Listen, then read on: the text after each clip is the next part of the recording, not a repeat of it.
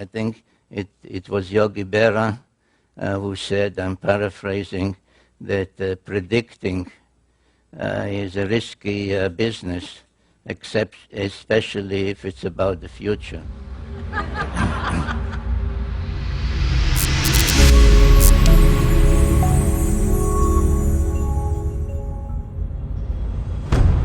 By the time 2010 arrived, most of the world knew that the end was near.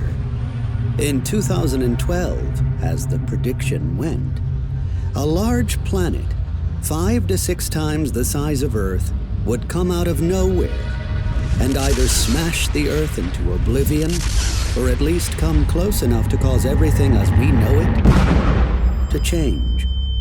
Children were scared. It gets creepier. I Googled it and found a lot, namely this. Nibiru is a planet listed in the writings of Zecharia Sitchin, particularly his book, The 12th Planet. According to Sitchin's interpretation of Babylonian religious texts, a giant planet called Nibiru passes by Earth every 3,600 years and allows its sentient inhabitants to interact with humanity. These beings, which Sitchin identified with the Anunnaki of Sumerian myth, would become humanity's first gods. The Nibiru collision is a disastrous encounter between the Earth and a large planetary object. Believers in this doomsday event usually refer to this object as Planet X, or Nibiru. The doomsday event? Adults were scared. In South Africa. The moon's on a collision course. I knew this. No, that wasn't. And that the collision is right. So would be visible. Tell me I'm wrong, because I'd love to be told that People were scaring themselves. Dear God, look at that. Some of the networks actually had experts who explained in great detail what was going to happen. Well, NASA is offering new reassurances today that doomsday is not upon us. At least that's what NASA is saying. Others, what was not going to happen. Is this much ado about nothing? Well, all week I've been telling people, don't quit your day job. For God's sake, pay your rent and do your laundry. Then NASA scientist David Morrison released a series of perhaps good-intentioned videos trying to explain where the idea of planet Nibiru came from.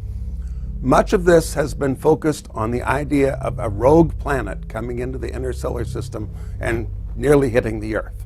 It's usually called Nibiru, after an ancient Sumerian god from Mesopotamia.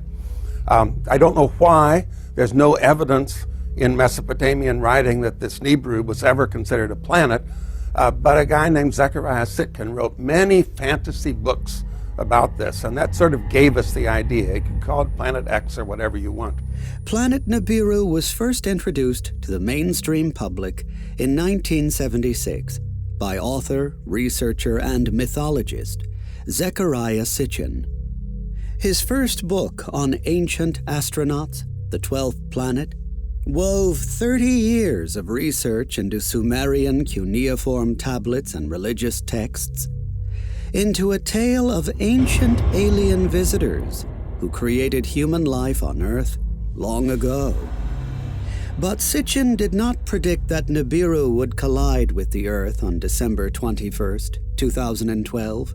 He did not tie the Mayan calendar to the work that he had done with the Sumerian tablets.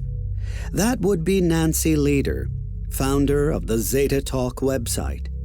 Lieder, a self-described alien contactee, says she has the ability to receive messages from extraterrestrials from the Zeta Reticuli star system through an implant in her brain. Look, every 3,600 years this happens. You can tell, written in the rock, written in the folklore and the geology of the Earth.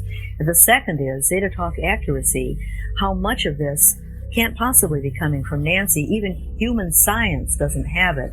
Yet, the Zetas are relaying it and it comes true. So it's not Nancy, it's the Zetas. She states that she was chosen to warn mankind that the object would sweep through the inner solar system in May 2003 that would destroy most of humanity, though that date was later postponed.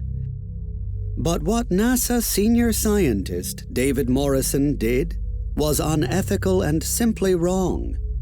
He attributed the hysteria to Sitchin, without seemingly taking the time to do his research, and even went as far as to promote Heiser's Sitchin is Wrong website. Heiser, who has spent most of his career riding on the coattails of Sitchin's theories, is a demon and ghost-hunting theologian and biblical Old Testament scholar, a modern-day Cotton Mather with a vendetta. I don't think he is a scholar. I've said publicly before, I don't think he knew any of the languages. He's probably a native Hebrew speaker because he was Jewish, but frankly, that doesn't impress me. When Sitchin passed away in 2010 at the age of 90, he left this earth without ever confronting any of his detractors. He felt it was just better to ignore them. This was the type of man he was. Zechariah Sitchin was a man of great focus and convictions. He spent his entire life trying to get the answers to the questions he once asked his teachers as a child growing up in mandatory Palestine. And he never stopped. I feel that what I've been doing in my life has not been a waste. It had a purpose, it had a meaning. This documentary attempts to tell the full story of Sitchin's life and his work. The Sitchin Chronicles will be a thoroughly researched, feature-length documentary featuring experts of Zechariah Sitchin's works, including personalities from the Ancient Aliens television series, as well as friends, family, and colleagues. This fundraising campaign will provide the production team with the funds needed to travel, purchase historical footage, acquire licenses, and pay for production fees. We appreciate your support and look forward to releasing the Sitchin Chronicles in 2020, Zechariah Sitchin's 100th birthday.